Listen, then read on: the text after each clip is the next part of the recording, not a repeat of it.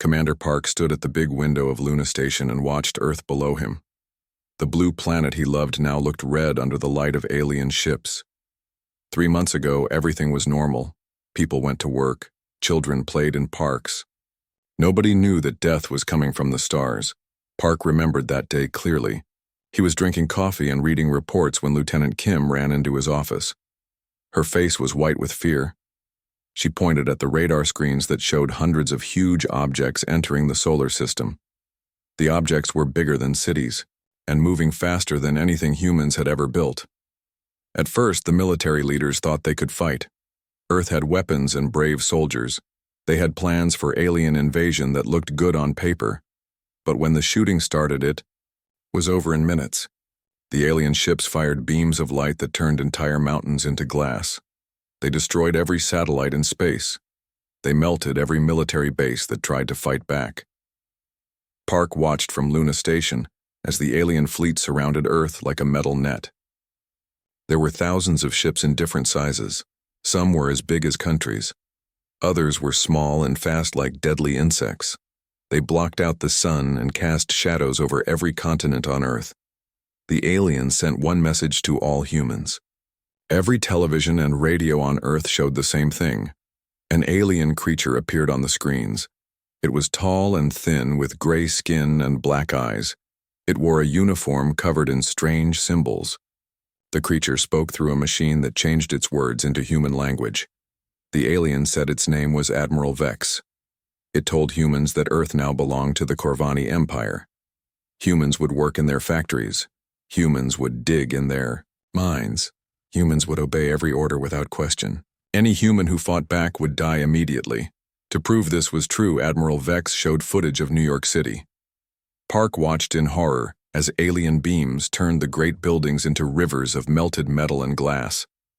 Millions of people lived in that city. Now it was just a smoking crater beside the ocean. The message ended with simple words: submit or die, work or die, obey or die. Park saw panic spread across Earth like wildfire. People ran from the cities carrying whatever they could. Cars filled every highway as families tried to escape to somewhere safe. But there was nowhere safe. The aliens were everywhere. World leaders tried to talk to the aliens. Presidents and prime ministers made speeches asking for peace. They offered to share Earth with the Corvani Empire. They promised to give the aliens anything they wanted if they would stop killing people. The aliens were not interested in sharing. They wanted everything. Within 1 week, they killed every important leader on Earth. The president was dead. The generals were dead. Anyone who tried to organize resistance was hunted down and eliminated. But Park noticed something important. The aliens were focused on the surface of Earth. They conquered the big cities and the military bases. They took control of the governments and the armies. But they ignored many smaller places. Hidden in the asteroid belt, human mining ships kept working.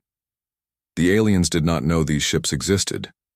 Deep underground on Earth, some military bunkers stayed hidden. The aliens had maps of the surface, but they did not know about the secret places below ground. Lieutenant Kim brought Park more bad news every day. The aliens were not just conquering Earth. They were taking everything valuable and sending it to their empire. Giant machines stripped entire forests in hours. They sucked water from the oceans into their ships. They dug huge holes to mine metals that humans had never seen before. Worst of all, the aliens were taking people. Millions of humans were loaded into transport ships like cattle. The ships carried them away to unknown worlds where they would work as slaves until they died. Families were separated. Children were taken from their parents. Old people who could not work were left behind to starve. Park realized the terrible truth. The Corvani Empire was not trying to rule Earth. They were harvesting it. They would take everything useful and leave behind an empty, dead planet floating in space. But humans are harder to kill than weeds. Small groups of survivors began to find each other. They used old radios that the aliens ignored. They sent coded messages through hidden networks. They met in secret places to share information and make plans. A teacher named Miss Lee organized students in the ruins of Seoul. A factory worker called Choi gathered other workers in underground tunnels. A farmer named Jang hid weapons in his fields. A doctor called Shin set up medical stations in abandoned buildings. These people had lost their homes and families. They had watched their world burn. They had every reason to give up and surrender. But instead, they chose to fight. They started small with acts of sabotage and rescue missions. They saved people from alien work camps. They destroyed alien supplies when nobody was watching. The aliens did not worry about these small attacks. Humans were primitive creatures, with simple weapons. A few rebels could not threaten the mighty Corvani Empire. Admiral Vex was confident that humans would be completely broken within a year. Park studied intelligence reports from the surface. The human resistance was growing slowly, but it was growing. More people joined every day. They learned to fight in new ways. They learned to hide and strike and disappear. They learned that courage was more powerful than advanced technology. From his window on Luna Station, Park could see the red glow of alien ships around Earth. But he also saw something else. In the dark spaces between the ships, there were tiny lights. These were human settlements that refused to surrender. These were people who chose to fight even when fighting seemed impossible. The aliens had won the first battle. They controlled the surface of Earth and most of its resources. They had killed millions of people and enslaved millions more. But they had made one crucial mistake. They thought conquering Earth would be like conquering any other world. They did not understand that humans were different. Humans did not break easily. Humans learned from defeat and came back stronger. Humans fought for each other and for ideas that aliens could not understand. Freedom, hope, the right to choose their own fate. Park closed his eyes and made a promise to Earth below. The aliens had struck first and struck hard. But this war was not over. Humans would decide their own fate. They would fight until they won or until every last human was dead. The sky burned red with alien ships, but in the darkness below, human hearts burned brighter with the fire of rebellion. 6 months had passed since the aliens came to Earth, and life had become a nightmare for every human still alive. The Corvani Empire turned Earth into one giant factory. Millions of people worked 18 hours every day building things they did not understand. They mined deep underground looking for metals that only aliens wanted. They cleaned and repaired the huge towers that now stood in every major city. The aliens gave workers just enough food to stay alive. Humans who worked hard got rice and water. Humans who worked slowly got nothing. Humans who complained simply disappeared during the night. Their families never saw them again. In the ruins of Seoul, a young engineer named Lee was searching through wreckage when he found something amazing. During the first day of fighting, an alien scout ship had crashed into a building. Everyone was too scared to look at it then, but now Lee was desperate enough to take risks. Lee climbed through the twisted metal of the crashed ship. Inside, he found alien computers and weapons that were still working. But the most important discovery was not about their technology. It was about how simple that technology really was.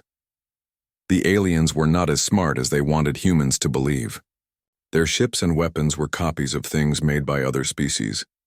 The Corvani Empire had conquered many worlds and stolen ideas from all of them. They took the best inventions from each conquered race and combined them into their own equipment. This meant their technology was powerful, but it was also confusing. Different parts were designed by different species who had never worked together.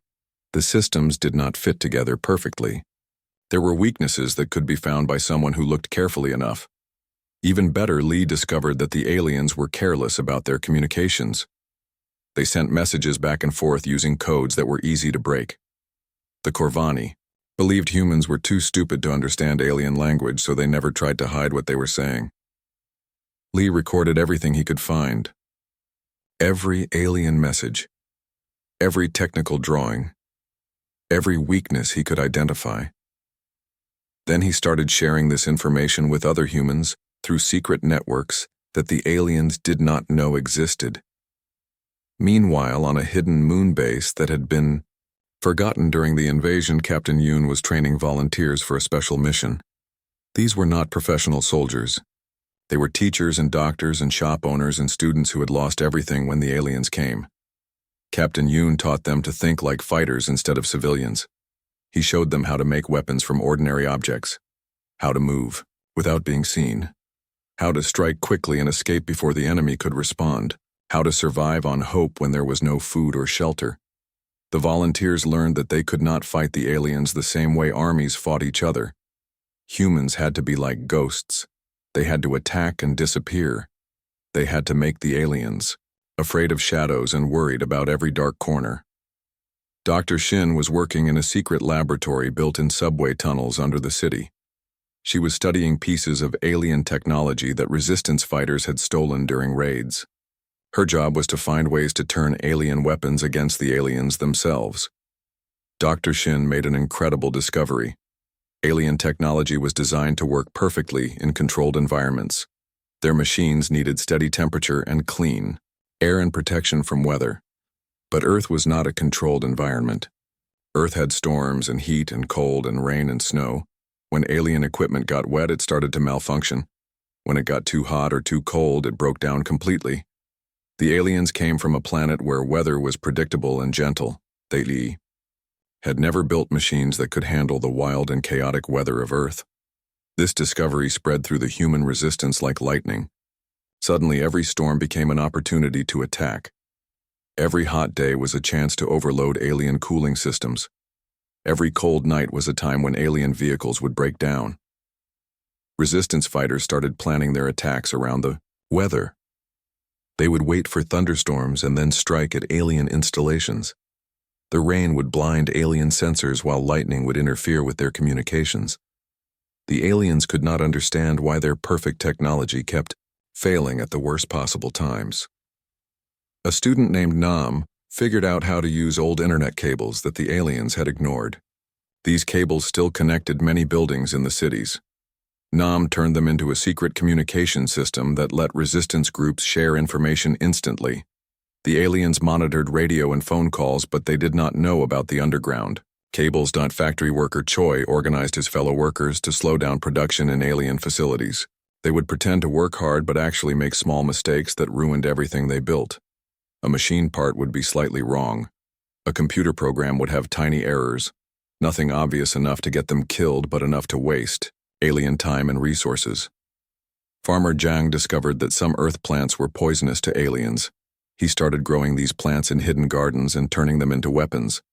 A little bit of the right plant juice on alien food would make alien soldiers very sick. Smoke from burning these plants would force aliens to evacuate their buildings.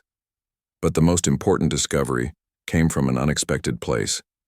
15-year-old Bei worked in an alien data center where she was supposed to organize their computer files. The aliens thought she was too young and stupid to understand what she was reading. They were wrong. Bei learned that the Corvani Empire was not united at all. Different groups of aliens were fighting each other for control. Some aliens wanted to kill all humans and strip mine Earth completely. Other aliens wanted to keep humans alive as workers because slaves were valuable. A third group was worried that conquering Earth was costing too much money and taking too long. These alien groups sent angry messages to each other all the time. They blamed each other for problems. They competed for resources and promotions. They were so busy fighting each other that they sometimes forgot to watch for human resistance. Bei shared this information with other resistance members. Soon humans started using alien politics against the aliens themselves. They would hack into alien communications and send fake messages that made different alien groups suspicious of each other. They would stage attacks that looked like they came from rival alien factions. The aliens responded to growing human resistance with more violence and stricter rules. They executed random humans as punishment for rebel activities. They destroyed entire neighborhoods if they suspected people they were helping the resistance. They set up cameras and sensors to watch every human movement. But these harsh measures only made more humans join the resistance. People who had been trying to survive by cooperating with the aliens realized that cooperation would not save them. The aliens did not care about good humans and bad humans. They only cared about useful humans and useless humans. Engineer O made a breakthrough that changed everything. She figured out how to copy alien shield technology using parts from their own machines. For the first time since the invasion, humans had protection against alien weapons. Small groups of fighters could now attack alien positions without being killed instantly. The impossible war was becoming merely very difficult. Humans were learning to fight with alien weapons and alien technology. They were turning alien weaknesses against the aliens. They were using alien politics to create confusion and doubt. Most importantly, humans were learning that they could win. Not easily, and not quickly, but they could actually defeat the mighty Corvani Empire. Every small victory proved that aliens were not gods. They were just bullies with better technology. And bullies could be beaten by people who were brave enough to fight back. The seeds of rebellion were growing into a forest of resistance that would soon cover the entire Earth. 1 year after the alien invasion, the real war had moved underground. Major Kim led her team through the dark tunnels that ran beneath the city like hidden rivers. These old subway tunnels had been abandoned when the aliens came, but now they were highways for human fighters. Kim and her soldiers moved silently through the darkness, carrying stolen alien weapons. Above their heads, alien vehicles moved back and forth, bringing supplies to their bases. The aliens controlled every street and every building on the surface, but they did not know about the world that existed below ground. The resistance had learned to fight like shadows. They would strike an alien convoy and disappear into drain pipes before help could arrive. They would sabotage alien equipment and vanish into sewers. They would rescue human prisoners and escape through tunnels that the aliens did not even know existed. Kim received a message through the underground communication network that Nam had built. An alien supply train was coming through the old subway station in 2 hours. It would be carrying food and medicine that had been stolen from human settlements. This was a perfect target for a quick raid. Kim gathered her team of 12 fighters. They were not professional soldiers. Most of them had been ordinary people before the invasion. There was Park, who used to fix computers. There was Lee, who had been a school teacher. There was Choi, who worked in a factory making cars that no longer existed, but 1 year of fighting had made them into something new. They moved like ghosts and struck like lightning. They knew every tunnel and every hiding place in the city. They could disappear so completely that aliens wondered if they had been fighting actual humans or just having bad dreams. The alien supply train arrived exactly on time. It was a long metal vehicle that floated above the old train tracks using alien technology. Guards walked beside it, carrying weapons that could kill a human with one shot. They looked confident and relaxed because they thought they were safe in their conquered territory. Kim gave a hand signal, and her team attacked from 6 different directions at once. Some fighters threw homemade bombs that filled the tunnel with smoke. Others used alien weapons they had captured in previous raids. The attack was over in 3 minutes. The guards were dead, and the supply train was burning. But the best part was what they found inside the train. Along with food and medicine, there were alien computer files that showed the locations of secret bases and prison camps. There were maps of alien patrol routes. There were schedules that told exactly when alien reinforcements would arrive at different locations. Kim sent this information to resistance cells all over the world, using Nam's communication system. Within hours, human fighters everywhere knew where to strike and when to strike. The underground war was becoming coordinated and organized. Student Nam had turned his small communication network into something amazing. He used old cables and forgotten radio equipment to connect resistance groups across entire continents. Farmers in Africa could share information with factory workers in Asia. Scientists in Europe could coordinate with fighters in America. The aliens monitored all official communication systems, but they did not understand Nam's network. It used equipment they considered primitive and worthless. They could not believe that humans were smart enough to turn their own discarded technology against them. Factory worker Choi had perfected the art of sabotage. He organized workers in alien facilities to make products that looked perfect but would fail at the worst possible times. Alien vehicles would break down in the middle of important missions. Alien computers would crash during critical operations. Alien weapons would explode in the hands of alien soldiers. The aliens could not understand why their equipment kept malfunctioning. They brought in experts from other conquered worlds, but the experts found nothing obviously wrong. The sabotage was so subtle and clever that even alien engineers could not detect it. Farmer Zhang had developed biological weapons using earth plants that were toxic to alien biology. He grew special crops in hidden gardens and processed them into powders and liquids that could poison alien food supplies or create smoke that would force aliens to evacuate their buildings. But Zhang discovered something even more useful. Some Earth bacteria and viruses that were harmless to humans could make aliens very sick. He started cultivating these microorganisms and spreading them in areas where aliens lived and worked. Soon, alien soldiers were getting strange diseases that their doctors could not cure. Dr. Shin made breakthrough after breakthrough in her underground laboratory. She learned to modify alien weapons so they were more effective against alien armor. She figured out how to jam alien communications and disrupt their sensor networks. She developed new explosives using alien chemicals that created much bigger explosions than anything humans had made before. But her most important discovery was about alien psychology. By studying captured alien equipment and intercepted messages, she learned that the aliens were becoming afraid.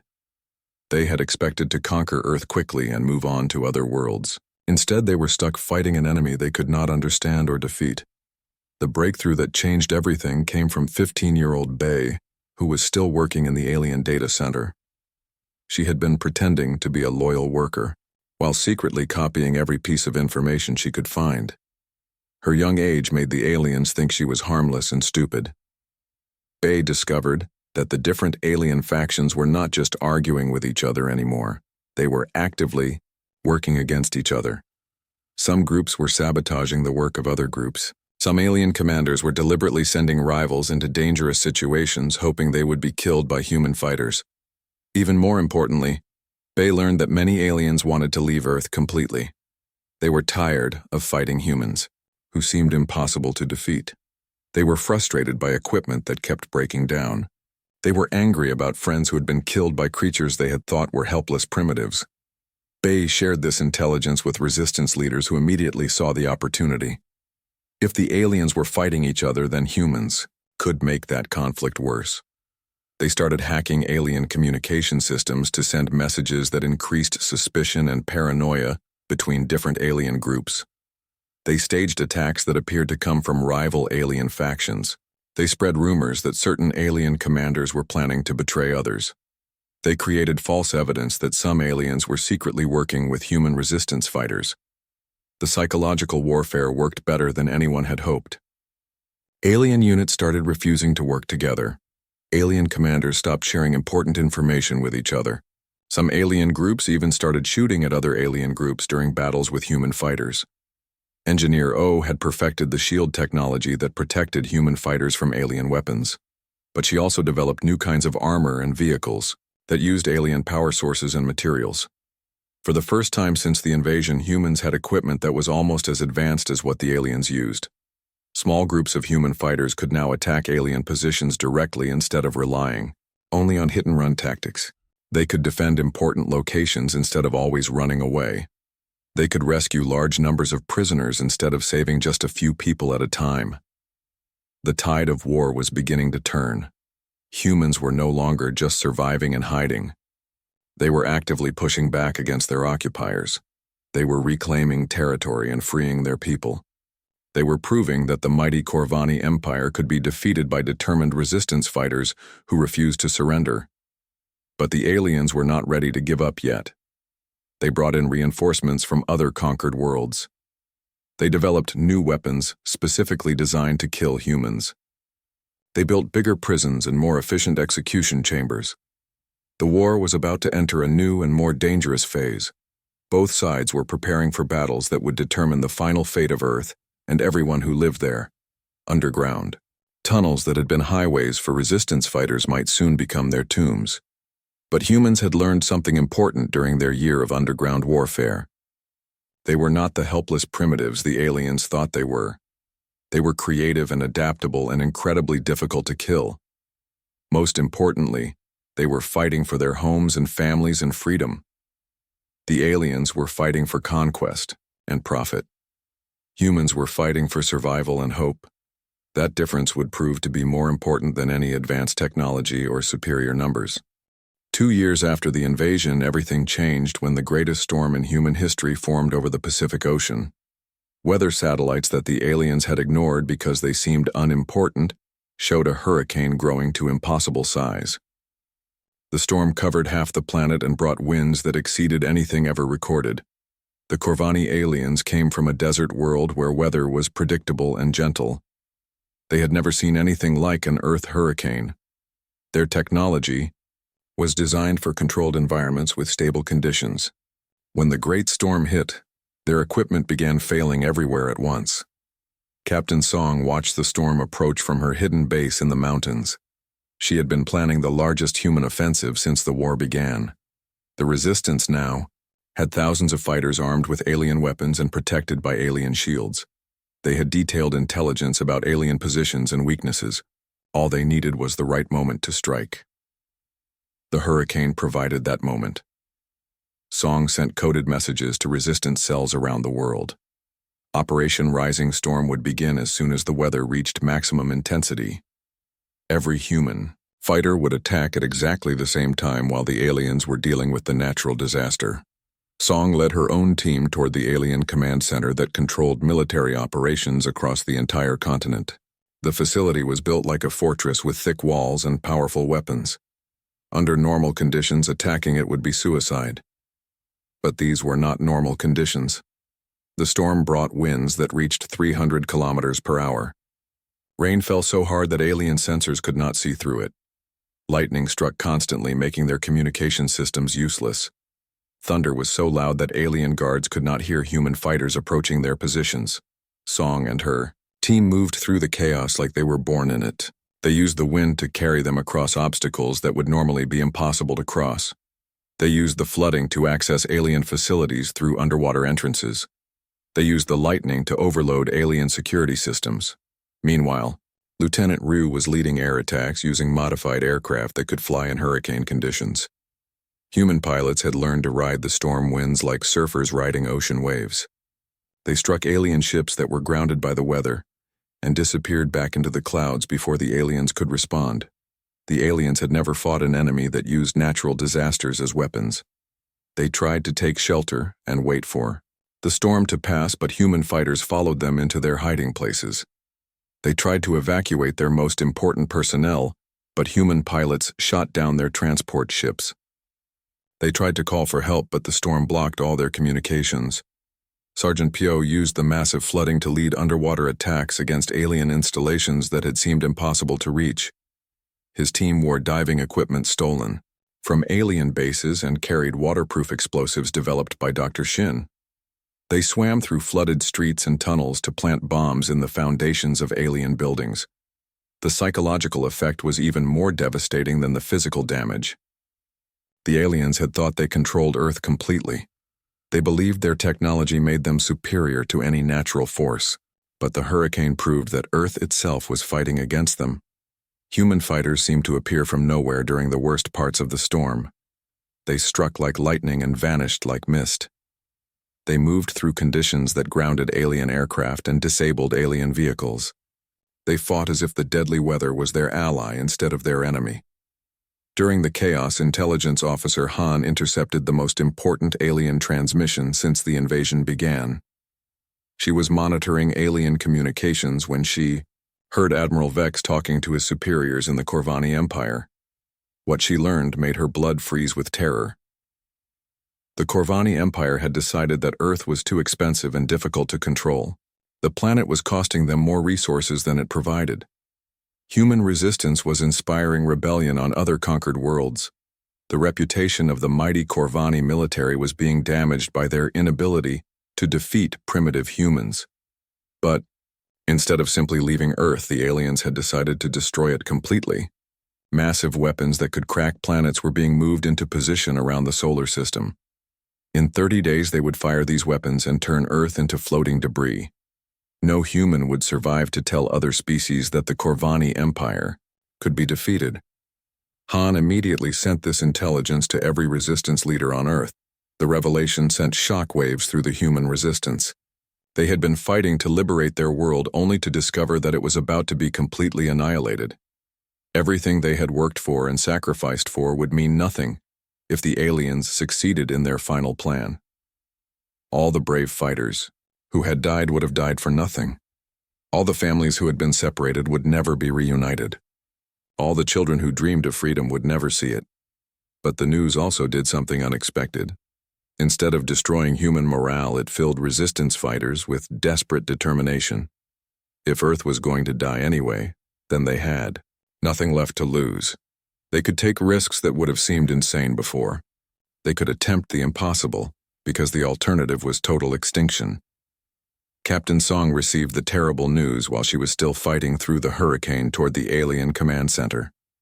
She gathered her team in the ruins of a SAR building and told them what Han had discovered. For a moment, everyone was silent as they absorbed the magnitude of what they faced.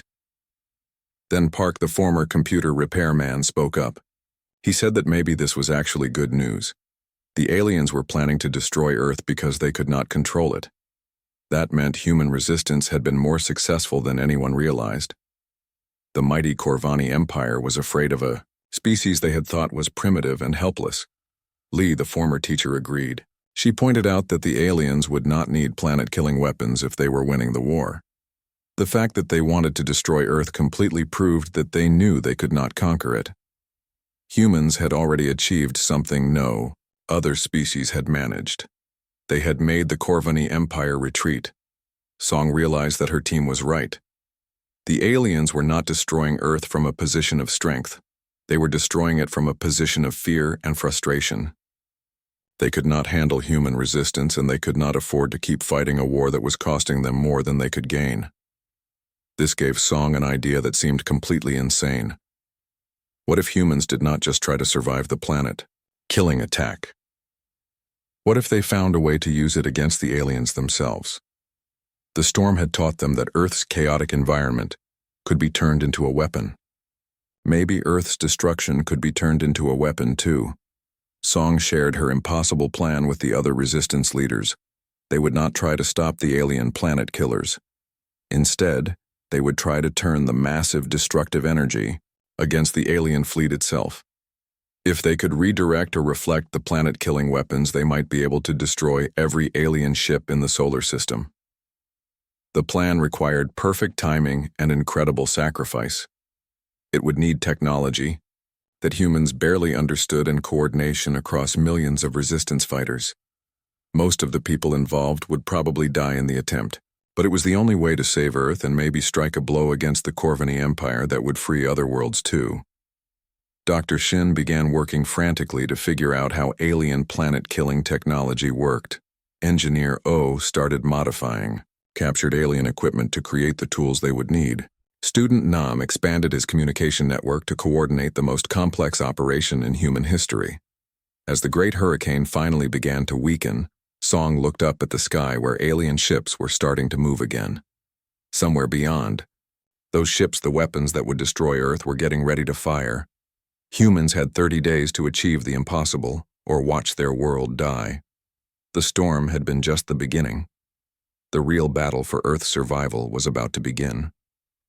With only 3 weeks before Earth would be destroyed, the human resistance faced their darkest hour. The planet-killing weapons were already in position around the solar system. Each weapon was bigger than a city and powerful enough to crack worlds in half. Even if every human fighter attacked together, they could not reach these distant weapons in time. But Dr. Shin, working in her underground laboratory, had discovered something incredible about how the aliens planned to destroy Earth. The planet killers needed massive amounts of energy to fire. This energy came from processing stations that the aliens had built throughout the solar system over the past 2 years. These processing stations had been harvesting Earth's resources and converting them into the special fuel that powered alien technology. Ocean water was turned into exotic matter. Metals from Earth's core were transformed into energy crystals. The atmosphere itself was being processed into components that could power weapons of unimaginable destruction. Dr. Shin realized that the processing stations were not just making fuel for the planet killers. They were also connected to every alien ship and facility in the solar system through an energy distribution network. If all the processing stations could be overloaded at exactly the same time, they would create a chain reaction that would disable every piece of alien technology within millions of kilometers. The plan was brilliant, but it required perfect timing and incredible sacrifice. Teams of volunteers would have to infiltrate the most heavily guarded alien facilities in space. They would have to override safety systems that they barely understood.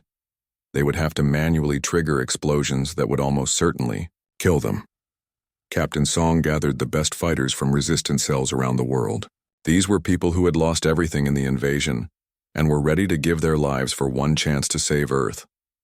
There was Pilot Kang, who had watched aliens destroy her entire family. There was Engineer Min, who had seen his city turned to glass. There was Medic Yu, who had treated thousands of victims of alien brutality. Song explained the mission to her volunteers. They would steal alien spacecraft and fly to processing stations throughout the solar system. Each team would have to fight through swarms of alien defenders to reach the station's power core. Then they would manually overload the system and try to escape before the explosion destroyed everything within 1,000 kilometers. The volunteers knew this was a suicide mission for most of them. The alien processing stations were too far apart for any rescue attempts. Once they started their attacks, they would be completely on their own against impossible odds. But every person in that room volunteered without hesitation because they understood what was at stake. Pilot Kang led the first wave of attacks toward the processing stations orbiting Mars. Her squadron of stolen alien fighters looked tiny against the massive industrial complexes they were approaching. Each processing station was defended by hundreds of alien warships and protected by energy shields that could stop nuclear weapons. Kang dove her fighter toward the nearest processing station, while alien defensive fire lit up space around her. The other pilots in her squadron followed her lead, knowing that most of them would not survive the next few minutes. They flew through explosions and laser beams and missile swarms with only one goal in mind. One by one, Kang watched her pilots give their lives to create openings in the alien defenses. Park flew his fighter directly into an alien battleship to clear a path for the others. Lee rammed her damaged ship into a shield generator to bring down the station's protective barriers. Choi sacrificed himself to destroy the alien communication array so they could not call for reinforcements. Kang finally reached the processing station with only 2 other fighters still following her. They landed inside the facility and fought their way through corridors filled with alien soldiers. Kang carried the explosive device that Dr. Shin had built to overload the power core while her companions held off the defenders. The alien power core was a massive sphere of glowing energy surrounded by control systems that looked like nothing humans had ever seen. Kang attached Dr. Shin's device to the core and started the timer. She had 60 seconds to reach her fighter and escape before the explosion would vaporize everything within 1,000 kilometers. But alien reinforcements had surrounded her fighter. Kang realized she would never make it to safety in time. She sent a final message to Captain Song telling her that the Mars processing station would be destroyed on schedule. Then she sat down beside the power core and waited for the explosion that would end her life and save her world.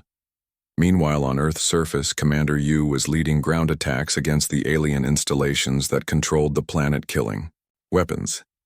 His forces had to capture and hold these facilities long enough for the space attacks to succeed. If the aliens regained control of the planetary weapons, they could fire them immediately without waiting for the processing stations to recharge.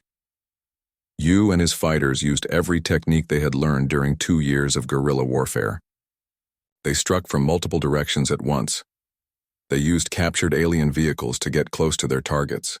They coordinated their attacks with sabotage operations that disabled alien communications and transportation. But the aliens were fighting desperately now too. They knew that losing control of the planetary weapons would doom their entire fleet. They threw every available soldier into the battle to hold their facilities. The fighting was more brutal and intense than anything that had happened during the entire war. Technician Lim was working frantically in a hidden bunker to coordinate the timing of explosions across the entire solar system. She had to synchronize attacks on dozens of processing stations using communication equipment that barely functioned and timing systems that were not designed for this kind of precision.